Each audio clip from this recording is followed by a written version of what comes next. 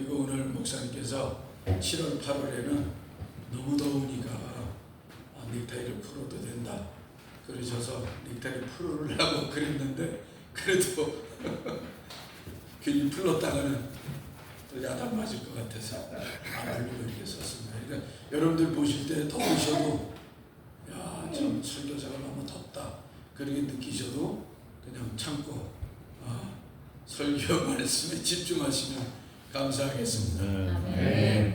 우리 예수 기쁨 교회는 정말 일당백의 교회입니다. 어떤 분이 그런 말씀하세요. 우리 예수 기쁨 교회는 지하교회래 그러는데 천만의 말씀. 지하교회가 가지고 있는 특권과 축복이 있습니다. 우리 초대교회가 어디서부터 시작했죠? 로마의 지하 동굴 카타콤에서 시작됐어요. 그러니까 우리는 예수 기쁨 교회는 뭐냐면 교회의 원형을 지향하는 교회입니다. 네. 그래서 남들은 시원하게 뭐 위에 3층, 4층, 5층이 있을지 몰라도 우리는 지하에서 하나님께 주시는 햇볕을 바라보면서 기도하는 예수 기쁨 교회의 성도님들. 그래서 초대 교회의 그 원형을 추구하는 교회가 예수 기쁨 교회다. 아멘. 네.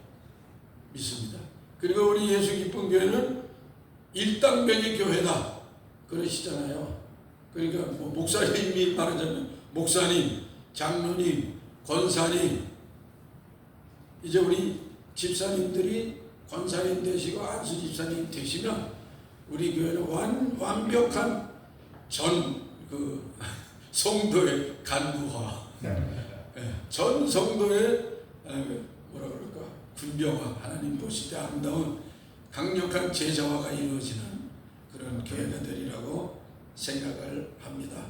아멘이시죠? 아멘. 네. 그러니까 우리 두 분 여집사님 앞으로 권사님을 위해서 열심히 기도하시고 또 우리 최집사님 앞으로 안수 집사님 되시기까지 열심히 우리와 함께 기도해서 우리 홍 집사님도 안수 집사님이시니까 지도를 잘해주세요.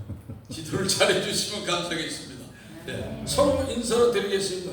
복음을 뚫고 오신 성도님 복이 있을 것입니다. 자, 서로 보시면서 복음을 뚫고 오신 성도님 복이 있을 것입니다. 다 외워서 하네.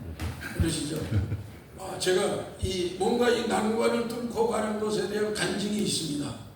제가 독일에서 유학을 할 때요, 어느 겨울이었어요.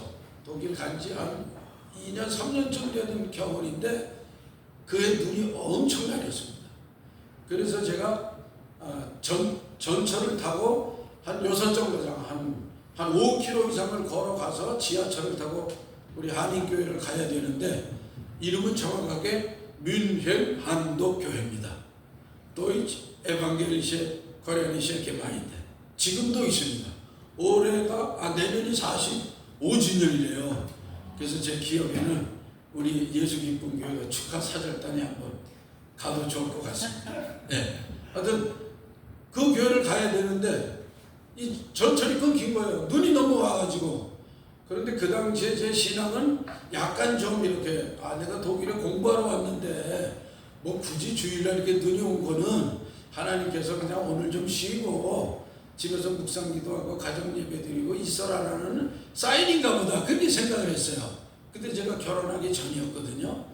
그래서 처음에는 오케이 잘 됐다. 전체가 못 가린다고 방송이 나오니까 그러면 집에서 조용히 있다가 이제 다음 주에 가면 되겠다 이렇게 생각을 했습니다. 전혀 뚫고 갈 생각을 안 했어요. 그럼 이제 성경을 집에서 보다가 문득 무슨 생각이 들어오냐면 야 주태와 아니 하나님께서 너를 이 독일까지 비행기 태워서 유학을 보내셨는데 네가 그까지 눈 하나 온다고 5km를 집에서 이러고 있다는 게 말이 되냐? 이런 음성을 저한테 주시는 거예요. 그래서 가만히 있어봐. 이거는 뭔가 아닌 것 같다 진짜. 그래서 옷을 이제 입고 정착길을 따라서 그 눈으로 수북히 쌓인 정착길을 따라 5km를 가가지고 지하철을 타고 교회를 갔어요. 간신히 이제 갔는데 정말 놀라운 거예요. 그날 제가 그 예배 시간에 하나님께서 엄청난 은혜를 주셨어요. 찬송을 하는데 평소에 느끼지 못한 그 찬송의 울림 있죠. 왜? 그러니까 그때까지 제가 유학 와가지고 나는 대안의 권한으로서 뭐 육군 병장 출신은 아니지만 그래도 뭐 전국에 뭔가 같은 기여를 좀 해보고자 하나님 나라에 뭔가 학문적으로 기여해보고자 나는 이 먼 곳까지 왔다. 뭐 이런 어떤 그런 그 일종의 뭐 나름대로의 뭐 자존감, 그 다음에 또 한쪽에서는 숨겨놓고 있는 자존심, 뭐 이런 것들로 이제 막 30대 되기 바로 그 직전에 그런 대안의 사나이였습니다. 그러니까 눈물이라는 건 제가 아버지 돌아가신 이후에 흘려본 적이 없어요. 중3 때 아버지가 돌아가시고 그때 딱 울고 그 뒤까지 한 번도 안 울어봤는데 그때 제가 눈물이 막 나더라고요. 이거 왜 이러지? 그리고 제가 눈물을 흘리면서 스스로 야 주태와 너 왜 여태 안 하던 짓을 다 하고 왜 너 이렇게 감성적이 됐냐? 너 유학하고 지금 외로우니까 네가 이렇게 지금 약해진 거 아니냐? 이런 생각이 막 드는 거예요. 그래서 이제 그런 상황 속에 스스로 제 감정을 억제하면서 울음을 억제하면서 찬양을 부르고 예배 시간을 감동적으로 지냈던 그런 기억이 있습니다. 눈길을 뚫고 별거 아니야 사실은. 그런데 그때 그 저에게 눈길을 뚫고 전차길을 따라서 5km를 걸어 뭐 완전히 다 젖었죠.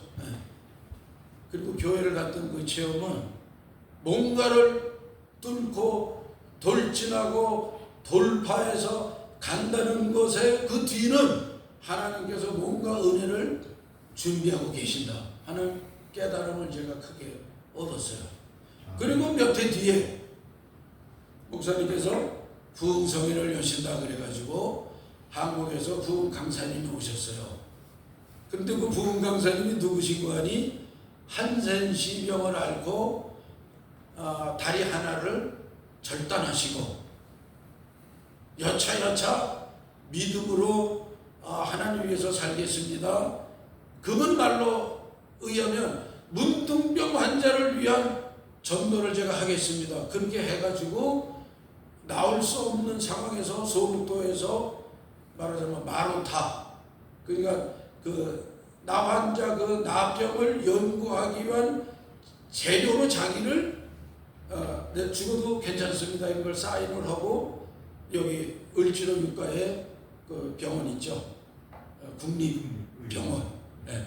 거기로 실려온 거예요. 그런데 정말 놀랍게도 병이 그렇게 그 치료하고 실험하고 하는 과정에 음성 환자로 바뀌었어요, 이분이. 그러니까 나으신 거예요. 그래서 총신대학을 가셨어요. 여기 사당동에 총신대학을 가셔가지고 그분이 거기서 손가락이 이렇게 구부러져가지고 완전히 글씨를 잘 못 쓰세요. 그래도 교수님을 찾아가서 특별 과외를 받아가지고 억지로 중간고사, 기말고사를 보고 이렇게 이분이 졸업을 정말 했어요. 그분 말씀은 그러더라고요. 나 때문에 총신대학에 사정회가 엄청 많이 열렸다 그러시더라고요.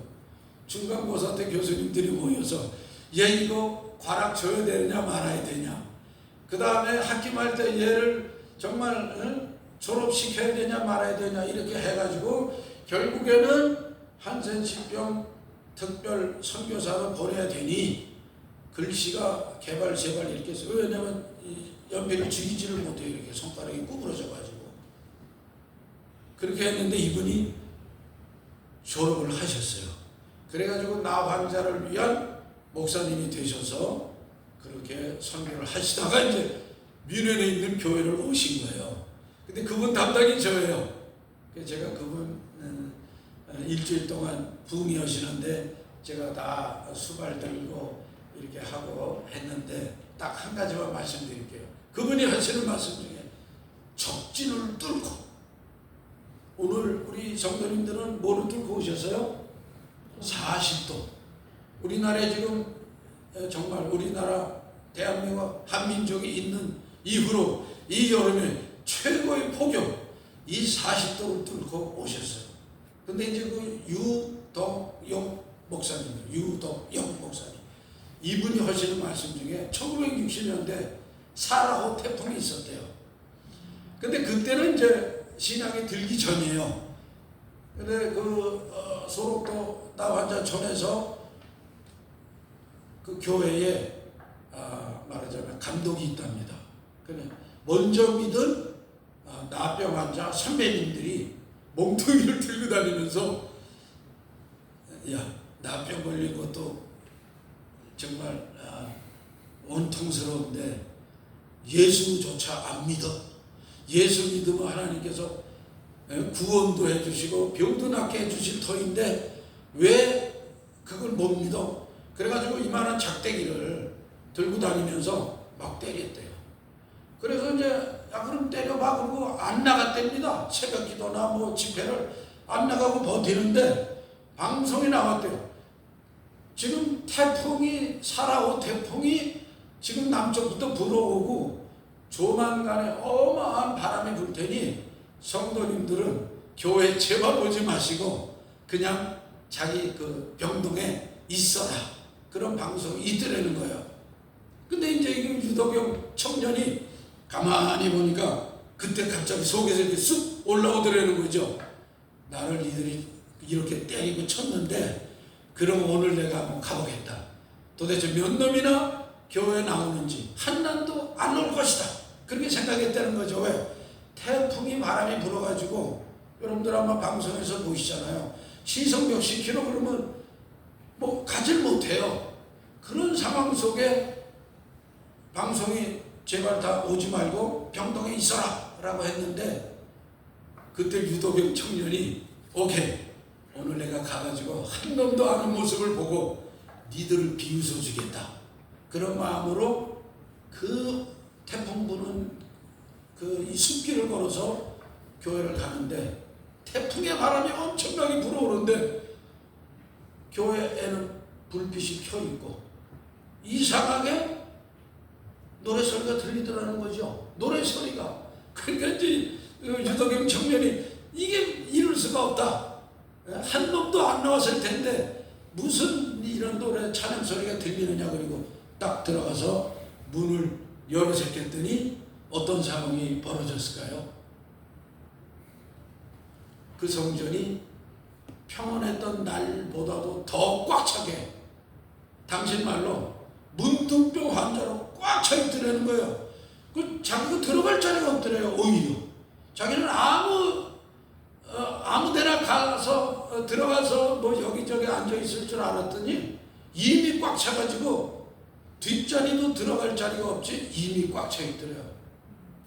그래서 그때 자기가 바로 문 밖에서 무릎을 꿇고 하나님 앞에 회개 기도를 올렸다는 겁니다. 하나님, 제가 이런 날씨 속에서 한 놈도 안 오리라고 생각해 저 혼자 하나님 이제 하나님 앞에 가보겠습니다라고 비웃음 치겠습니다라고 갔는데 하나님 이게 진짜 믿음이었군요. 주님께서 우리 선배들에게 나 환자들에게 진짜 이런 믿음을 주셨군요. 내가 귀로만 주님께 들었는데 이제는 제가 눈으로 하나님을 배우는 것 같습니다. 그래가지고 그때부터 유덕영 청년이 회개하고 그날 뭘 했냐면요. 제가 이제 예배 다 끝나고 청소를 한답니다. 청소를. 그러면 빗자루하고 이 바켓줄을 들고 청소를 하는데 거짓말 못해서 이 나환자들이 이 박수를 치면 소리가 안 난대요. 한번 해보세요. 소리가 안 나요. 우리 얼마나 소리가 잘 납니까 박수가. 근데 나병 환자들이 박수를 치면 이게 손매디 이런 게 없으니까 소리가 안 나요. 퍽퍽퍽 한답니다. 이렇게. 죄송하지만. 그리고 그나마 있던 손가락 마디들이 잘려가지고 이렇게 여기저기 떨어져 있대요. 그러면 말하자면 이 청소하는 자기 선배들이 예배 다 끝나면 빗자루로 그 떨어진 손바닥 마리에서 떨어진 그 손바닥 마디들을 주워 담고 그걸 잘 숲으로 가서 묻더라. 당신이 거기 깜짝 놀란 거예요. 아니 예배 끝난 뒤에 비루다가 쓰는 이분들의 이런 매니들이 이렇게 무슨 이유로 무슨 정말 감동으로 이렇게 이 양반들은 소리도 잘 나지 않는 그 손가락 그리고 손뼉 쳐서 부러져 나가는 그 마디에도 불구하고 이렇게 손뼉을 치고 하나님 찬양을 하는가. 그 완전히 유도경 청년이 변화가 되고 그때부터 예수님을 제대로 영접하고 이제 교회 생활 잘하고 그 다음에 방이 붙었어요. 무슨 방이 붙었냐면 이제 나병 환자를 본격적으로 연구를 해야 되는데 미안하지만 실험 대상으로 자기를 헌신하면 다 병원에서 다 알아서 해주고 그 다음에 혹시 나오면 말하자면 일반 사회로 나갈 수 있도록 해주고 다 보장해주겠다 일반 생활을. 그 이분이 거기에 이게 기회다 그래가지고 사인을 하고 그래서 실험용으로 여기 을지로과 국립병원에 왔던 거예요.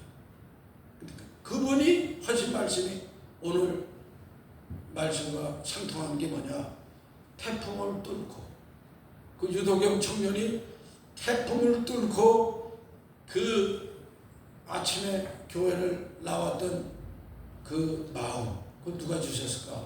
저는 자기가 이제 한번 크리스천들 교회를 비웃어 보겠다 했던 그 마음이 아니라 이건 바로 역설이죠. 패러독스.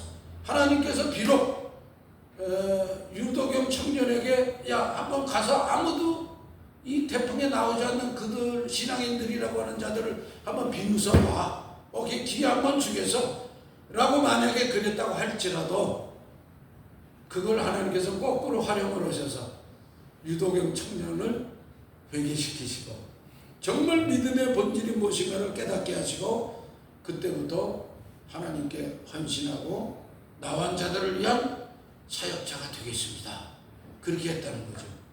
태풍을 뚫고 간 유도경 청년. 그 한 청년의 마음속에 하나님께서 귀한 선물을 준비해 주셨어요. 우리 예수기쁨교회 성도님들 오늘 정말 많이 오셨어요. 근데 목사님 말씀 하셨지만 혹시 광고에 주태하 목사가 나온다 그래서 혹시 봐주러 오신 건 아니신가요? 네? 야, 진짜 오래간만에 추 목사가 설교하는데 또 너무 없으면 또 좀 민망하잖아. 그러니까 좀 나가주지. 그렇게 생각하셔서 오셨을지라도 비록 그러죠? 김 교사님 그러신가요? 지금 휴가철이에요. 오늘 원래 4주차 오늘 문화모임 미라클 문화모임 하는 날인데 오늘 사실은 너무 많이 휴가들을 가시는 날이고 하니까 오늘은 생략합니다. 이미 다 아시잖아요. 그럼에도 불구하고 이렇게 많이 오셨어요. 지금 어디 휴가 가셨어야 되는데 그럼에도 불구하고 이렇게 많이 오셔서 참 예배가 풍성하고 감사합니다. 제가 오늘 말씀을 전하는 이 과정에 우리 박인재 목사님이 지난주 수요일까지 본문하고 설교 제목을 달라 이렇게 말씀을 하셔서 제가 목요일 아침에 드렸거든요. 그리고 후회를 했어요. 이 본문 드리면 안 되는 건데 제가 잘못했다라고 했어요. 왜냐? 계속 일기예보와 날씨에는 폭염입니다. 그러는데 그러면 하나님이시여 나의 마음을 시원케 하소서 이런 본문을 제가 찾았어야 됐을 것 같아요. 그랬는데 목요일, 금요일, 토요일 계속 전국적으로 폭염이에요. 그래서 제가 하나님 큰일 났습니다. 왜 빌라도에 이 본문을 제가 드려가지고 이미 인쇄가 다 됐을 텐데 바꿀 수도 없고 그렇게 생각하던 차에 하나님께서 제 눈을 딱 뜨게 하셨어요. 네가 원래 하려던 말씀을 간단하게 오늘은 전해라. 오늘은 너무 더운 날이다. 그렇게 말씀하셨어요. 그래서 본문에 관한 말씀을 간단하게 전하도록 하겠습니다. 여러분 요즘에 이렇게 시내를 보시면 전지적 무슨 시점 이렇게 나오죠. 전지적 작가 시점. 영화 보셨어요 혹시? 전지적 그 원래 전에 우리 방송에 전지적 참견 시점 이런 거 있었잖아요. 나중에 우리 드라마 전문 배우이신 우리 홍 집사님께서 이제 그걸 가지고 강연도 해주실 거예요. 이게 원래 작가들의 입장에서 나온 관점이죠. 그러니까 1인칭. 원래 작품에는 1인칭이라는 작품들이 있어요. 보통 시인은 1인칭으로 씁니다. 내가 대상을 보고 느끼는 거. 이게 1인칭이죠. 2인칭은 별로 많이 안 써요. 그러나 2인칭 작가 시점은 대체적으로 만약 에세이라든가 편지문을 쓸 때 나오는, 사실은 어떻게 보면 우리 그 성경에 나오는 바울 사도의 바울 서신, 베드로 서신, 야고보서 서신 이런 서신들은 인칭적으로 보자면 2인칭이에요. 왜냐하면 뭐 에베소 교회에게 당신들에게 편지합니다. 2인칭 아닙니까? 그 다음에 골로새 교인들에게 2인칭이에요. 그래서 2인칭적 시점이 사실 편지 안에도 있어요. 예를 들면 우리 구약에 보면 많은 선지서들 있지 않습니까? 이 선지서들도 잘 보면 문학적인 구도로 보면 2인칭적인 거. 왜냐면 하나님께서 선지자에게 예언의 말씀을 주셔가지고 그 예언의 말씀을 선지자가 백성들에게, 이스라엘 백성들에게, 당신들에게라고 하는 2인칭적 화자 시점으로 표현하는 것이기 때문에 2인칭적 시점이라고 해도 사실은 틀리지는 않습니다. 그런데 더 고도의 시점이 뭐냐면 전지적 작가 시점이에요. 이 전지적 작가 시점은 매스컴에서 활용하고 있지만 원래는 우리 인류에게 하나님께서 주신 문학 속에 들어있는 그 내용입니다. 그러니까 그 일부 작가들이 쓴다고 해서 그 일부 작가들이 창안한 게 아니라 이미 하나님께서 가지고 계신 그 하나님의 속성, 그래서 하나님께서는 전지전능하셔서 모든 것을 예지하시고 섭리하시고 운행하시잖아요. 그거를 작가들이 모방해서 쓰는 거죠. 그래서 소설의 전지적 소설가 시점이라고 하는 건 바로 소설가가 한 주인공을 설정해서 조연들을 설정해서 소설을 쓰지만 그 소설에서는 소설가가 다 아는 것 같아요. 그렇죠? 신기하죠? 근데 그 신기함은 뭐냐? 인간이 가지고 있는 능력이면서 거꾸로 그건 하나님께서 우리에게 부여해 주신 고귀한 속성입니다. 근데 우리는 때로는 이건 작가들만 쓰는 거야 이렇게 생각을 하는 경우들이 있습니다. 지금 오늘 말씀 나눈 빌라도의 이 말씀은 우리는 지금 뭐냐? 3인칭적 전지적 시점에서 이것을 보고 있어요. 3인칭적, 그렇죠? 빌라도는 예수님이 누군지 몰랐고 군중들은 예수님에 대해서 어떻게 생각하냐? 일방향적이죠. 그러나 우리는 지금 2000년 이후에 독자로서 빌라도도 알고 그 당시에 군중도 알고 그리고 또 하나 아는 게 있어요. 뭐냐면 이 사건을 통해서 하나님께서 역사하시고자 하는 하나님의 계시, 우리 그걸 알고 있어요. 그 당시에 백성들이 예수님을 면전에 두고도 몰랐던 게 많이 있지만 딱 한 가지만 집중하면 뭘까요? 예수님이 누구신지는 몰랐죠. 그러니까 3인칭적 시점에서 아주 뭐라 그럴까 부족한 3인칭적 시점이에요. 그러나 우리는 알고 있어요. 그렇죠? 왜? 이미 하나님의 섭리 2000년 뒤에 말씀을 통해서 우리 깨닫고 있잖아요. 그러니까 지금은 우리는 거의 완벽하게 성경의 뜻을 이해하고 있는 수준에 와 있는 거죠. 전지적 주님의 시점까지 우리는 가지고 있어요. 대단한 위치입니다, 사실은. 그래서 이 말씀을 세 가지만 죽여서 앞쪽에서 말씀을 보도록 하겠습니다. 빌라도가 예수님에 대해서 이 애체 호모라고 하는 이 애체 호모는 우리말로 하자면 이 사람을 보랍니다. 그러면 한번 보세요. 빌라도가 어떤 심정으로 이 사람을 보라라고 얘기했을까? 한번 상상해 보세요. 자기가 재판을 하고 이제 다 해서 죄를 찾을 수가 없어요. 그건 얼마나 아까 말씀드렸어요. 패러독스, 역설적인 모습입니까?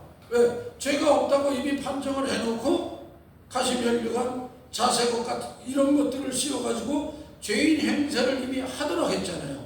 그러니까 빌라도의 입장에서는 자기가 재판장의 그런 입장으로, 왜냐하면 백성들은 당신이 우리가 고소한 사람을 죄인이라고 명하지 않으면 당신은 가이사의 총독이 아니다. 왜? 가이사만이, 황제만이 왕인데 지금 왕이라고 자칭하고 왕이라고 하는 백성, 일부 백성이죠. 그 당시에는 자칭하는 그 사람을 당신이 죄인이라고 얘기 안 하면 이건 법률적으로 엉터리 아니냐. 지금 우리 사회에 법률과 이런 그 왜곡이 심히 있는 그런 상황이 있습니다만은 지금 예수님을 두고 만왕의 왕 예수님을 두고 빌라도, 바리새인, 사두개인, 또 제사장, 그 다음에 서기관, 기타 사회 지도층들이 전부 다 법적인 왜곡을 지금 하고 그 한 분 예수 그리스도 구원자 그분을 멸시하고 십자가에 못 박으라고 하는 바로 그 장면, 그 직전이죠. 그래서 빌라도의 그 모습, 이 사람을 보라라고 하는 그 마음 속에 들어있는 그 모습은 참 우리가 묘합니다. 한번 상상을 해보세요. 어떻게 표현했을까요? 아마도 나는 총독이고 내 앞에 있는 이 남루한 옷을 입고 그리고 홀로 그것을 하나님의 고독이다 라고 표현해요. 하나님의 고독. 하나님은 고독하실 수가 있나요? 근데 몰트만이라고 하는 신학자가 엄청난 이야기를 했습니다. 내가 여태 신학을 공부했지만 하나님만이 전지전능하신 하나님이시다. 왜냐? 무기력한 인간이 되셔서 스스로 무기력한 인간들에게 모욕을 받으신 그분이 하나님이시라면 나는 그 하나님의 전지전능하심을 믿을 수밖에 없다. 왜냐하면 세상에 여태까지 자기가 신이라고 계시했던 그 어떠한 신이 자기가 그렇게 무기력한 상태로 돼 있는 경우는 한 번도 보지 못했다는 거예요. 바로 이 예수 그리스도 이분이야말로 전지전능하신 하나님이실 수밖에 없다. 그게 몰트만의 신학자의 고백입니다. 근데 그러나 빌라도는 그게 아니잖아요. 내가 유대인의 왕이냐? 내가 왕이다. 그래도 비웃는 거죠. 백성들은 십자가에 못 박아라고 얘기했던 겁니다. 그래서 빌라도의 시점, 관점, 그리고 많은 백성들의 관점에서는 뭐냐면 예수 그리스도는 이 사람을 보라라고 얘기했지만 거기서는 한 명도 구원자 예수 그리스도를 바라보지 못했다는 것입니다. 바로 이 관점이 우리 시대에 굉장히 중요한 모습이다. 두 번째는 뭐냐면 그 당시에 그러면 지금 우리가 어느 시대입니까? 예수님 신의 고독을 말씀드렸어요. 하나님의 고독. 하나님은 혼자 계셨죠. 예수 그리스도 안에서 하나님은 혼자. 많은 백성들이 그렇게 손가락질하고 모욕하고 오히려 죄수 바라바를 놔주라라고 얘기할 정도로 예수님을 치욕스럽게 만들었던 바로 그 모습. 지금 우리 시대는 어떤 시대입니까? PR의 시대 아니에요. 전부 다 자기 봐요. 그래서 제가 어제 영화를 보니까 날 보러 와요. 모두가 날 보러 와요. 기업도 날 보러 와요. 그리고 기업이 날 보러 와요 그러면 뭐 하자는 겁니까? 여러분의 주머니를 여세요. 그리고 이 물건을 사세요. 계속 그 얘기 아니에요. 날 보러 와요. 날 보러 와요. 유명 연예인이 있어요. 그러면 그 유명 연예인이 하는 얘기가 뭡니까? 날 보러 와요. 접속률을 높여주세요. 시청률을 높여주세요. 그러잖아요. 끊임없이 날 보러 와요. 그러니까 다시 말씀드리면 이 사람을 보라. 에체 호모라고 하는 이 빌라도의 그 말을 지금 현대판으로 전부 다 날 보러 와요, 날 보러 와요. 진정한 자신은 아무것도 없어요. 전부 위장된 그 무엇을 드러내는 겁니다.